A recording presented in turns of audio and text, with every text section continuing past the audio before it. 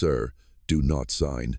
It's a trap." The voice, as fragile as a thread yet sharp as a shard of glass, pierced the carefully polished silence of the penthouse. It didn't belong here. It was a discordant note in the symphony of power and money, a sound from the mundane world that had intruded upon the sanctuary of self-proclaimed gods. For a moment that stretched into eternity, all movement ceased.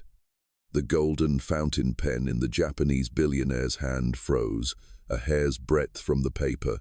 The polite smiles hardened on the complacent faces, and all eyes, from skeptical to indignant, turned toward the source of that impossible sound.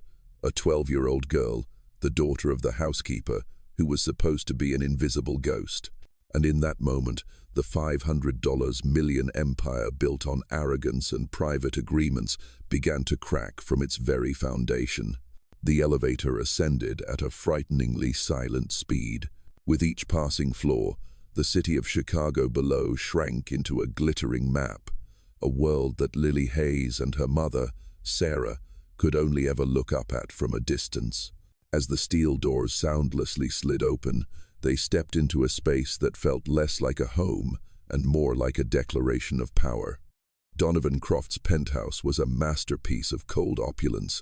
The air was thin, carrying the faint scent of expensive leather mixed with an unfamiliar floral fragrance Lily couldn't place. It was the smell of money, a scent that made her worn jeans and faded t-shirt feel like an anachronism from another world. Sarah stood beside her daughter, her shoulders already tense with concentration.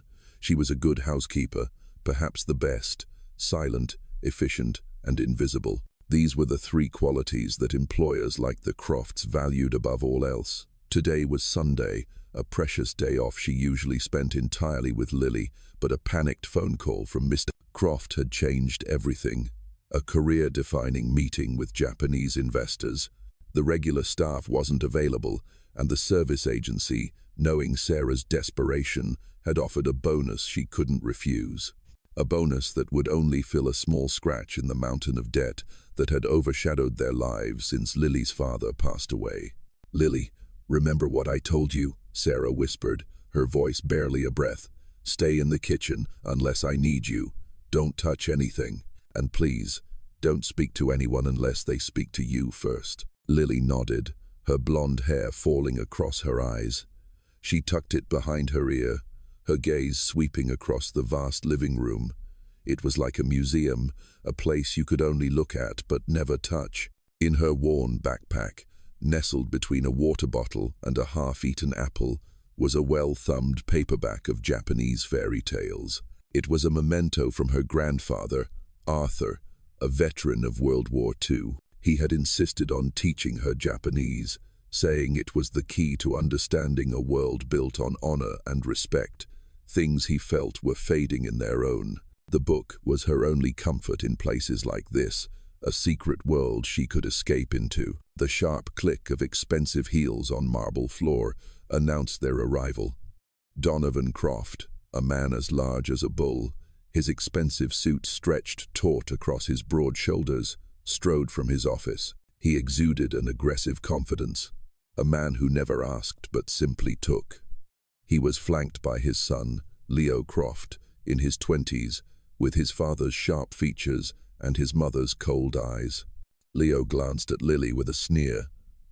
"Dad, did you hire a babysitter too?" he called out, his tone condescending. "What's in the bag, kid? Crayons?" Lily's cheeks burned.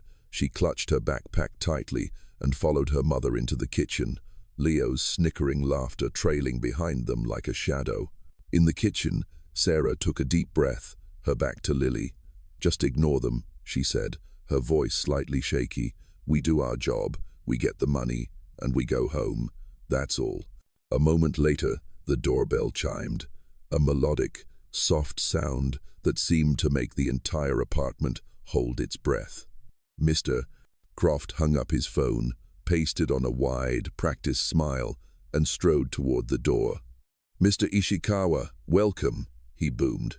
An elderly Japanese gentleman entered, followed by two young assistants and an American interpreter. Mr. Kaito Ishikawa was small, impeccably dressed in a simple dark suit. He moved with a quiet dignity, a world away from Donovan Croft's boisterous energy. He offered a slight bow, his expression serene and unreadable. One of his assistants, a discreet man, was in fact an undercover analyst, quietly observing every gesture, every minute detail. Mr. Ishikawa had his initial doubts about Croft's honesty. The meeting began, and Lily was instructed to stay in the kitchen by her mother. But boredom and the oppressive space led her to a more interesting place. A small Japanese-style Zen garden situated right next to the conference room, separated only by a flimsy shoji paper screen. She sat down, quietly opening her fairy tale book. From inside the conference room, the dialogue unfolded as an awkward dance of words, filtered through two interpreters. Croft spoke of profits and market domination. Mr. Ishikawa spoke of partnership, legacy, and trust. Leo, trying to seem important, discreetly placed his phone under a nearby potted plant, setting it to record, a small act of rebellion against the father he both despised and feared. As the meeting seemed to stall, Croft's patience wore thin. He pushed the leather-bound contract forward. "Gentlemen," he said, his voice a little too loud, "I think we've talked enough. The numbers speak for themselves." He gestured to Sarah to pour more champagne. As her mother moved, Leo deliberately stepped into her path, causing her to stumble. A few drops of champagne splashed onto the pristine white rug. "Watch it," Leo snapped. "That rug is Italian silk. It's worth more than your annual salary." Sarah's face went pale. "I'm so sorry, sir. It was an accident." Lily felt her hands curl into fists. It wasn't an accident. She had seen the fleeting smirk on Leo's face before he turned away. Her mother knelt, dabbing at the stain with a napkin, her face hidden, but Lily could imagine the shame burning in her cheeks. Mr. Ishikawa watched the exchange, his dark eyes missing nothing. His serene expression didn't change, but Lily noticed he set his champagne glass down on the table, untouched. Croft ignored the incident, focusing entirely on the contract. He clapped his own interpreter, a nervous-looking man named Nathan, on the shoulder. "Nathan has reviewed the Japanese translation. It's a perfect mirror of the English version, a mere formality." He pushed the document across the low glass table toward Mr. Ishikawa. It was open to the last page, a blank line, awaiting a signature above Mr. Ishikawa's neatly typed name. Just then, a slight breeze from the air-conditioning unit passed through. It fluttered the Japanese contract page toward the gap in the doorway where Lily sat today. She didn't mean to read it. It was just a quick glance, but the kanji characters were as familiar to her as her own name. Her grandfather had spent years hammering them into her head, first with flashcards in his dusty study, then with books he gifted her every birthday and Christmas. Her eyes scanned a short passage near the bottom. The English side was dense with legal jargon she didn't understand. But the Japanese was different. The characters formed words, and the words formed a sentence that made her blood run cold. She recognized a mercilessly predatory clause. "Honor, Lily," her grandfather's voice echoed in her mind. "A man's word is a sacred bond. Never forget that." This wasn't a bond. It was a trap. Her heart pounded. She saw Mr. Ishikawa pick up the pen. It was a beautiful fountain pen, gold and gleaming under the recessed lights. He uncapped it. The nib hovered over the signature line, a single point of ink, about to seal a $500 million deal. A trembling, yet clear voice cut through the stillness from the garden. "Sir, do not sign. It's a trap." The entire room went silent. If silence could shatter, that was the sound of the entire penthouse in that moment. All eyes were on the garden, on the small blonde girl standing there, her hands still clutching the tray, her eyes wide with fear but also alight with a strange determination. Donovan Croft's face went from red to a mottled purple. His wife looked as if she had swallowed poison. Leo's mocking grin froze on his lips, and her mother, Sarah, stared at her with a look of pure horror, her hand gripping Lily's arm like a vice. The pen in Mr. Ishikawa's hand paused, a hair's breadth from the paper. He slowly lifted his head, his dark, intelligent eyes focused on the girl. The room held its breath, the silence stretching into a thick eternity of disbelief and outrage. Donovan Croft was the first to recover, his voice a low, dangerous growl. "What did you just say?"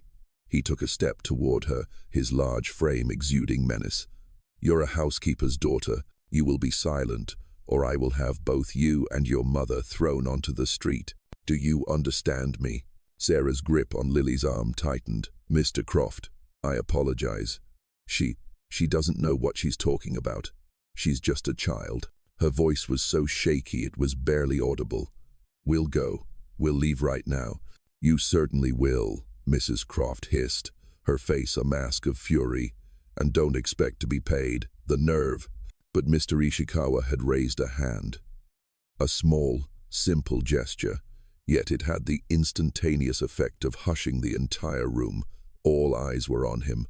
He didn't take his eyes off Lily. He ignored Croft's rage completely, his gaze calm and centered. He spoke something in Japanese, his tone gentle, questioning. The Croft's interpreter, Nathan, scrambled to translate. Mr. Tanaka asks, "What did you say, little one?" Before Lily could answer, Leo scoffed loudly. "Oh, come on. Are we really going to listen to this kid? She's 12. She probably can't even spell the word contract, let alone read it. She's just trying to get attention." Mr. Ishikawa ignored them all. He repeated his question in Japanese, his eyes still locked on Lily. Lily took a shaky breath. She looked at her mother's horrified face, at Donovan Croft's menacing glare, at the ring of sneering, condescending adults. Every instinct told her to run, to hide, to do what her mother had always taught her and become invisible. But then she thought of her grandfather, sitting in his worn armchair, the smell of old books and peppermint tea filling the air. "The truth is a heavy thing to carry, Lily," he had once said, "but it's not as heavy as regret." She gently pulled her arm from her mother's grip. She looked straight at Mr. Ishikawa and answered him in the same language. Her Japanese was flawless, the pronunciation precise, the formal, respectful intonations flowing from her as if she had spoken it her entire life. The effect was immediate and profound. The room, which had been buzzing with discomfort, fell into a state of absolute, shocked silence. Nathan, the interpreter, looked as if he had been struck by lightning. His mouth hung open, his eyes wide with disbelief. Donovan Croft stared, his face a comical tableau of confusion and rage. Mr. Ishikawa's eyebrows raised a fraction. It was the first true change in his expression Lily had seen all day. A spark of curiosity, surprise, and respect danced in his dark eyes. He leaned forward, ignoring everyone else in the room. He spoke to her again in Japanese, this time a longer, more complex sentence. "You speak my language very well. Who was your teacher?" Lily replied, still in Japanese, her voice surprisingly calm and respectful.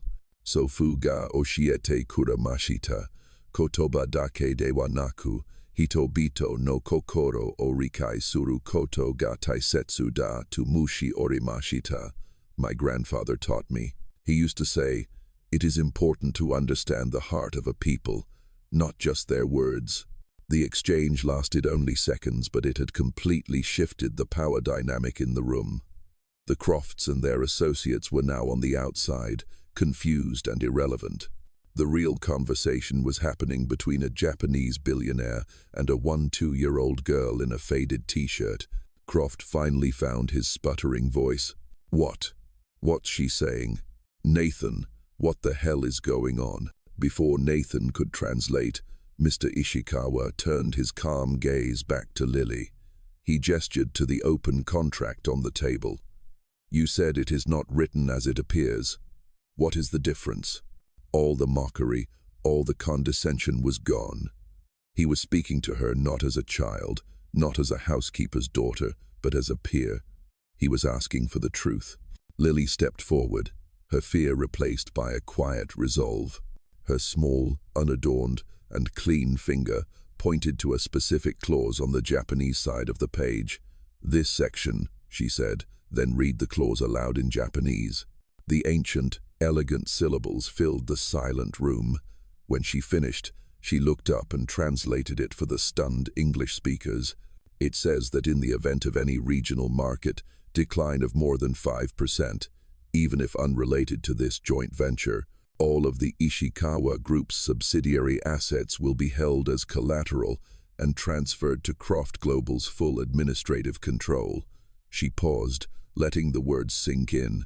The English version only says that the parties will re-evaluate their position. The Japanese version says that you will take his companies. It is a trap, a $500 million fraud. The silence that followed Lily's words was heavier than stone.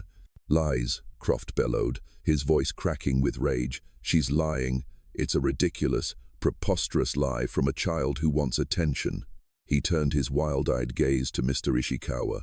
Kaito, you can't believe this nonsense. She's a nobody. Her mother cleans my floors. Mr. Ishikawa did not look at Croft. He didn't even seem to hear him. His eyes remained fixed on Lily, a deep, searching gaze that seemed to strip away her worn clothes and see something profound within. Then he shifted his gaze, slowly and deliberately, to his interpreter, Nathan. The air around the pale, sweating man seemed to drop by 20 degrees. Mr. Ishikawa spoke to him in Japanese. The tone wasn't loud, but it was sharp and cold as a surgeon's scalpel. It was a command, not a question. Nathan visibly flinched. He stammered, trying to form a response in Japanese, but the words caught in his throat. He looked at Donovan Croft, his eyes wide with panic, silently begging for help, but Croft was too consumed with his own rage to offer any. Mr. Ishikawa spoke again, this time just 2 words, in a voice that was almost a whisper, but carried the weight of an executioner's verdict. Nathan collapsed. His shoulders slumped, and he looked down at the floor as if it were an empty abyss, ready to swallow him whole. He switched to English, his voice a pathetic whimper. He, Mr. Blackwood. He paid me an extra $20,000. He said it was just a small translation adjustment to protect his interests. He told me the Japanese side wouldn't look closely, that they trusted the English version. I have a family. I needed the money. The confession hung in the air, heavy and undeniable. It was the sound of a nail being hammered into the coffin of the Croft Corporation. When the dust had settled, Mr. Ishikawa approached Lily. The hardness in his eyes was gone, replaced by a gentle curiosity and a deep respect. You said your grandfather taught you Japanese, he continued, his focus entirely on Lily. He must have been a very wise man. May I ask his name? Arthur, Lily said softly. His name was Arthur Pierce. A flicker of recognition passed over Mr. Ishikawa's face. It was faint, but it was there. Pierce, he repeated the name, tasting the sound of it. Did he ever speak of his time in the war? Where did he serve? All the time, Lily said, a sad smile playing on her lips as she thought of the man who had passed away last year. He was in the 77th Infantry Division. He fought in Okinawa. The air crackled. The name of that bloody, brutal island hung between them. Mr. Ishikawa's composure finally broke. His eyes widened, and he took in a sharp breath. His assistants exchanged a look of sudden, profound understanding. My grandfather, Ren Ishikawa, Mr. Ishikawa said, his voice thick with an emotion that stunned the room, was also there. He was saved by an American soldier named Pierce. Mr. Ishikawa reached into the inner pocket of his jacket. With trembling fingers, he pulled out an old, worn leather wallet, its corners softened with age. From a secret compartment, he carefully retrieved a small, black and white photograph, its edges frayed and yellowed. He held it out for Lily to see. The photo showed 2 young soldiers, barely out of their teens, sitting on a pile of rubble. Both were in the filthy, tattered uniforms of opposing armies. One was Japanese, his face thin and weary, but with the hint of a grateful smile. The other was an American GI, his face smudged with dirt, a pair of clear, kind eyes looking straight into the camera. Despite being decades younger, his jawline still forming, his hair in a military buzz cut. The face was unmistakable. It was her grandfather. It was Arthur Pierce. Lily's hand flew to her mouth, a small gasp escaping her lips. Tears welled up, blurring the image of the young man who had told her fairy tales before bed and taught her that honor was the only thing a person truly owned. It was her grandfather. The air in the penthouse grew thick, heavy with history. As Lily recognized her grandfather in the black and white photo, everything else from the present world, the $500 million contract, the expensive suits, the cold glass walls faded into meaninglessness. The room was now a sacred space, a bridge across 7 decades, connecting the rubble of Okinawa to the fake opulence of Chicago. Tears streamed down Mr. Ishikawa's face, not from weakness, but from a profound gratitude. He spoke of his own grandfather, a soldier whose life had been saved by Lily's grandfather during the war. Their promise didn't stop there. By a sacred oath, Mr. Ishikawa's grandfather, Ren, had broken a family heirloom silver coin in half, giving the other half to the American soldier named Pierce, Lily's grandfather, with a promise that their families would find each other one day. As Mr. Ishikawa produced the tarnished half of the silver coin, a lightning bolt of memory struck Sarah. She remembered the small tin box her father, Arthur, had given her. Trembling, she fumbled for the box and opened it. Lying on faded velvet was the other half of the coin. The 2 pieces of silver, separated by war and an ocean, now came together. They touched with a gentle click, fitting together perfectly. A promise, written in silver and sealed in kindness, had, after more than 70 years, been fulfilled. That sacred moment was shattered by the shrill scream of Eleanor Croft. She and her husband, Donovan Croft, along with their son Leo, began to argue, blaming each other amid the ruins of the empire they had built on deceit. But no one paid attention to them. Mr. Ishikawa gently gave one half of the coin to Sarah, then turned his back on the Crofts' chaos.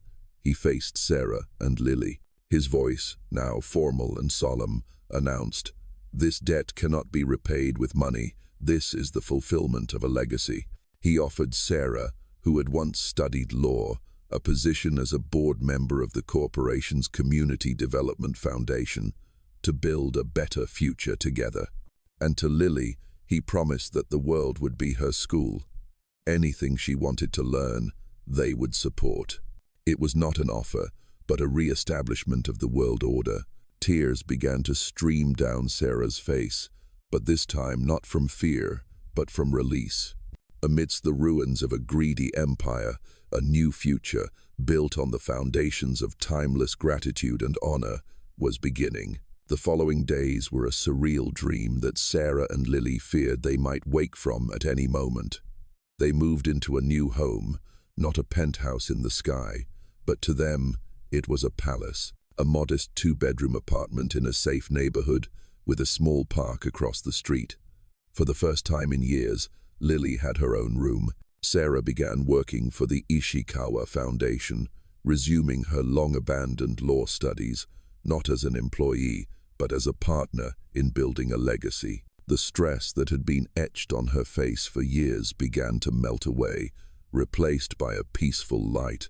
She started cooking again, filling their small kitchen with the smells of toasted bread and simmering soup, scents Lily had almost forgotten. Lily was enrolled in a new school, a public school known for its excellent academic programs. Here, no one looked at her shoes. No one judged her by the faded quality of her jeans. They saw a quiet, brilliant girl, a prodigy in language arts, with a surprising flair for science. For the first time, she felt like a normal child. Her relationship with Mr. Ishikawa didn't end after that car ride. He called once a month, his voice warm and steady on the other end. He never spoke of business. He would ask about her school, her mother, the books she was reading. He sent her a collection of classical Japanese literature, beautiful hardback volumes with delicate rice paper pages. In return, Lily would tell him stories about her grandfather, sharing cherished memories and keeping his spirit alive for the man who owed him so much. It was an unlikely friendship, forged in honor and stretching across generations. Meanwhile, a very different story was unfolding across the city. News of the collapse of Croft Industries spread. Mr. Ishikawa was a man of his word. He didn't go to the press with sensational stories. He didn't need to. He was a titan in the international financial world, a man whose reputation for integrity was legendary. When he quietly pulled out of the $500 million deal, citing serious ethical violations, the financial world listened. Authorities began an investigation and discovered that the $500 million contract was just the tip of the iceberg. Donovan Croft was also involved in a network of international money laundering. His empire, which had seemed so invincible, so solid, was crumbling like a sandcastle in a storm. One evening, while watching the news, Sarah and Lily saw a report about the investigation. A name was mentioned as a mysterious partner of Croft's, which made Mr. Ishikawa, who was video calling them, go still. It was a rival corporation that was fiercely competitive with him in Europe. He realized the trap Croft had set was not only meant for him, but was also part of a much larger corporate war. And by exposing it, Lily and Sarah had made themselves targets. Their safety might be at risk. Years went by. Lily was no longer the innocent child who had stumbled upon a conspiracy. She had grown, forged by knowledge and fortified by the legacy she carried. Under Mr. Ishikawa's patronage, she attended a top university, studying international relations and law. She didn't just learn knowledge, she learned how to be strong to protect what she held dear. The story of Lily and her two grandfathers became a quiet legend, a tale whispered in the boardrooms of the Ishikawa Corporation as a reminder of their founding principles.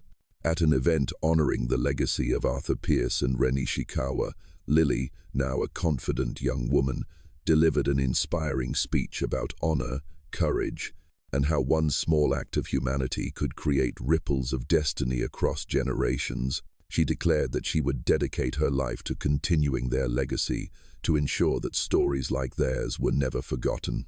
After the speech, a stranger, a simply dressed man, approached Lily. He introduced himself as an investigative journalist who had been tracking the criminal network connected to Croft for years. "They haven't given up," he said, his voice low and serious. "They see you and Mr. Ishikawa as a permanent threat. But you are not alone." He handed her a thick folder of documents. "This is everything I have. It's not enough to bring them down, but with your knowledge and your position, it might be." Lily looked at the folder, then up at the man. She realized her fight had just begun. But she was no longer a random victim, a frightened child in a Zen garden. She had become the guardian of her two grandfathers' promise. She was ready to face whatever came next, with intellect and courage as her weapons. That night, returning to her quiet, comfortable apartment, Lily sat in a warm blue armchair. One of the books Mr. Ishikawa had sent her open on her lap. The story was of an ancient samurai who, faced with a corrupt and powerful lord, chose to sacrifice everything for his honor. Outside, the lights of Chicago began to sparkle against the velvet night sky. To so many, that city was a place of frantic ambition, a relentless climb for power and wealth. But to Lily, looking out from the warmth and security of her new home, it looked different. It was a place where a quiet truth, spoken in the language of honor, could be more powerful than all the money in the world. And she, the housekeeper's daughter, was ready for whatever came next. She was no longer a victim of circumstance. She was the guardian of her grandfather's legacy, and her story was just beginning.